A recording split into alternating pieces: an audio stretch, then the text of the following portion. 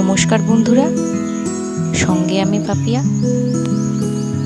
আমার চ্যানেলে তোমাদের সবাইকে অনেক অনেক অনেক স্বাগত জানাই। আশা করি সকলেই খুব ভালো আছো। অবশ্যই ভালো থাকতে হবে। কদিন ধরেই দেখছি গাছে বেশ ভালো ফুল ফুটছে। আমার এমনি সাদা গোলাপ খুব ভালো লাগে, তাই গাছটা লাগিয়েছিল ওর বাবা। তো দেখছি এই গরমেতেও একটু নষ্ট হয়ে গেছিল, কিন্তু এখন একটু জল পেতে প্রতিদিনই জল দিতে হয় ওদেরকে।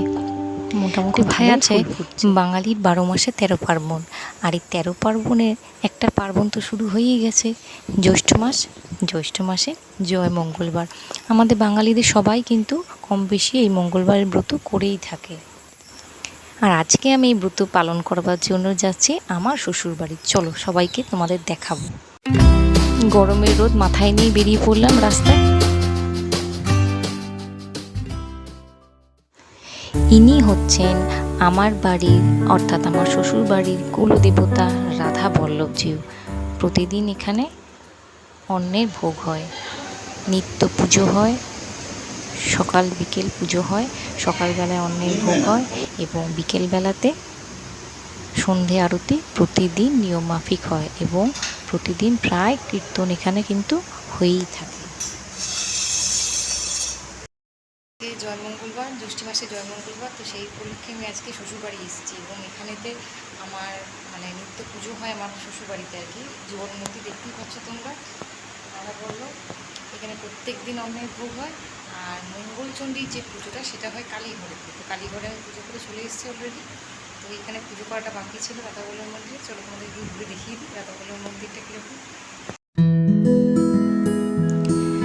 জানো, সত্যি কথা বলতে কি, এটা আমি মনে মনে বিশ্বাস করি যে ভগবানের অসীম অসীম কৃপা আমার ওপরে, যে আমি এই রকম একটা শ্বশুর বাড়ি পেয়েছি বা এই বাড়িতে আমি একজন মেম্বার হয়ে আসতে পেরেছি।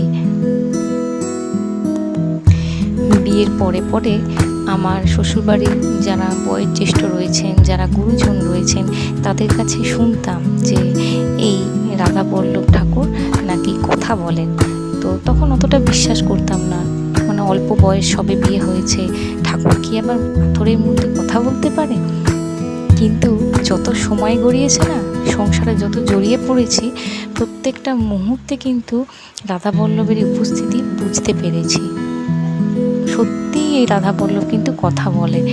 আমি যদি মনে মনে খুব মনের একটা আকুতি নিয়ে তাকে কোনো একটা কথা জানাই, কোনো কিছুর জন্য তাকে একটুখানি বলি যে আমার এই কষ্ট হচ্ছে প্রভু, তো দেখেছি তিনি কিন্তু ঠিক সাড়া দেন, সাড়া না দিয়ে থাকেন না।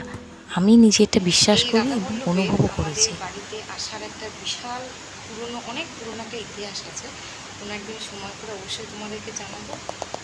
আজকে মোটামুটি মন্দিরটা ছোট্ট করে একটু ঘুরিয়ে দেখিয়ে দিলাম তোমাদের। কেমন লাগলো অবশ্যই জানিও। আজকে জয় মঙ্গলবারে পুজো এখানেই করলাম। সব সময় আসতে পারি না, আসা সম্ভব হয়ে ওঠে না, ছুটি থাকে না সব সময় স্কুলে। তো যাই হোক আজকে এলাম, সেখানে পুজো করলাম। খুব ভালো লাগে, একটা মনের অসম্ভব রকমের শান্তি অনুভব করতে পারি এখানে এসে। আজকে ব্লগটা এখানেই শেষ করলাম। ভালো থেকো সবাই, তোমরা। টাটা।